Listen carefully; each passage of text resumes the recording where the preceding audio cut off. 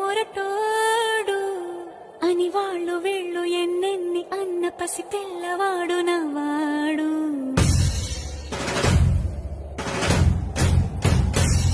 విడుముండోడు అని ఊరు వాడ అనుకున్న గాని మహారాజు నాకు నవ్వాడు.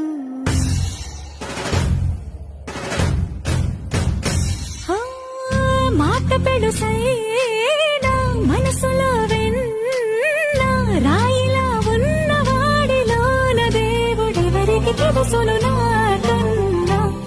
సూసేకి అగ్గిరవ్వ మాదిరే ఉంటాడు.